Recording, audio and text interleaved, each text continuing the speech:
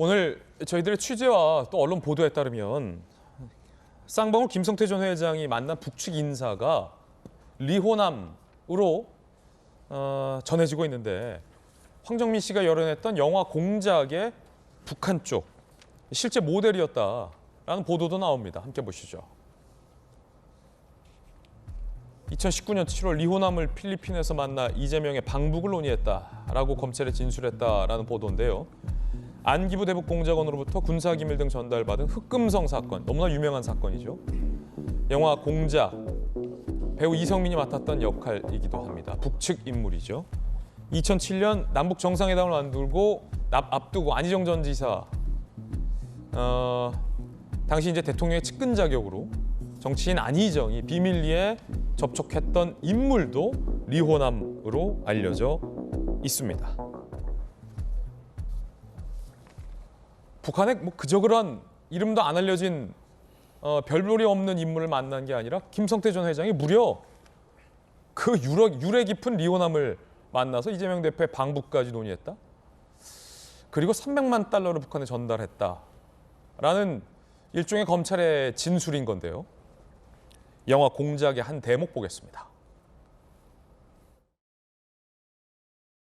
네, 조선민주주의 인민공화국 대외경제위의 리 처장이라고 합니다.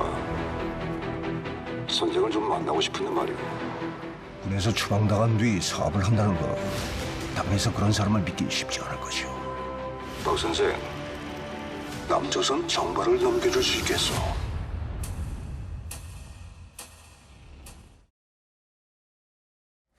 그러니까 박수석님, 일종의 뭐 300만 달러라는 구체적인 금액, 구체적인 시기, 거기에 지금 구체적인 인물도 나와요. 리호남이라는 너무나도 유명한 북한 쪽 인물이 나오고 언제 어디서 리호남을 만나서 어떤 이야기를 나눴다라는 굉장히 구체적인 디테일한 이야기들이 계속 나오고 있는 어떤 연장선상인데 리호남을 만나서 방북을 논의했다. 어떻게 보십니까? 굉장히 많이 얘기가 진행됐다고 보여지는 거고요. 김광삼 변호사님 좀 전에 말씀 주셨지만은 사실은 300만 달러가 전달이 됐다라는 정황에 대해서는 지금 뭐 흘러나오는 얘기입니다만은 많은 그 배경 조사가 이미 이루어졌으니까 저런 얘기가 나오지 않을까라는 생각이 듭니다.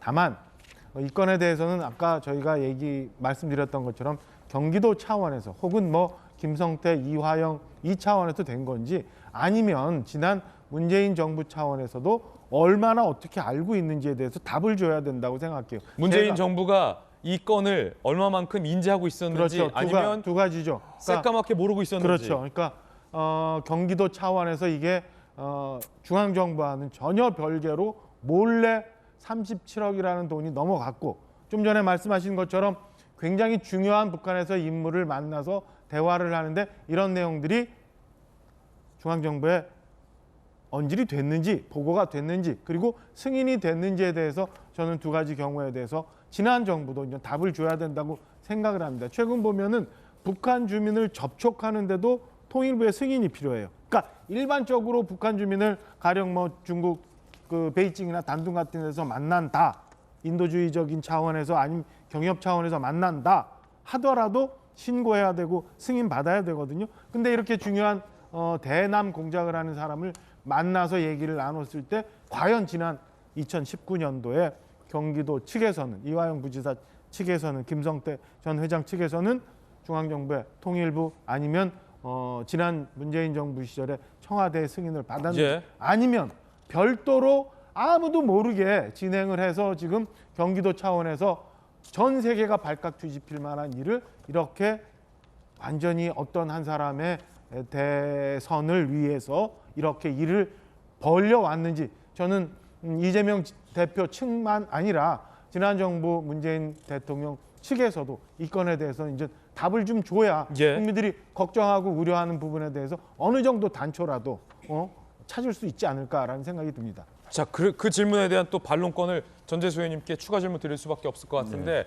김성태 전 회장이 기자들을 만나서 북한에 돈 줬다 일정 부분라고 얘기했기 때문에 쌍방울의 돈이든 김성태의 돈이든 일단 북한에 일정 정도 돈이 들어간 건 맞는 것 같은데 문재인 정부 차원에서 중앙정부 차원에서 경기도와 소위 협업을 하던 쌍방울이 돈을 북한에 건넨 사실을 인지하고 있었습니까? 저희들은 처음 듣는 내용인데. 글쎄 인지할 수가 없었겠죠. 할 수 없었을 것이다. 이게 이제 쌍방울이라는 민간 기업이 말하자면 이게 사실이라면 근데 아직 사실관계는 확인이 안 됐고요. 사실이라면 아마 그것을 그 중앙정부 차원에서 인지를 하고도 그건 허용을 할 수가 없죠. 할 수가 없는 그걸 하려면 그 통일부에 신청을 해야 됩니다. 우리가 사람이 간다, 물자를 보낸다, 의약품을 보낸다, 뭐 인도적 차원이다 이렇게 해가지고 통일부에 신청을 하고 통일부가 승인을 해야 가는 거거든요. 그렇군요. 그러니까 불가능한 것이죠. 그러니까 절차와 과정상 있을 수가 없는 일이죠. 그런데 저게 이제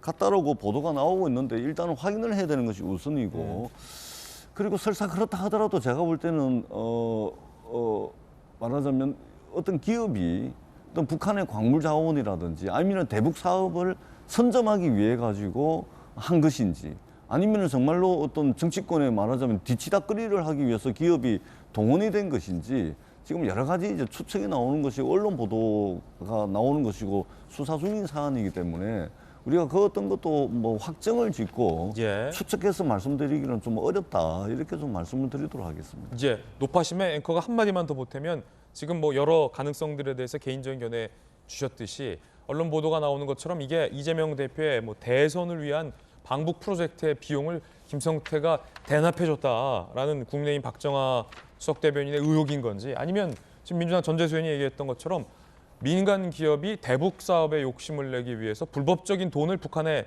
건넨 차원인지는 일단 수사로서 좀 더 규명을 해봐야 된다라는 말씀 노파심에서 한 말씀만 더 보태겠습니다.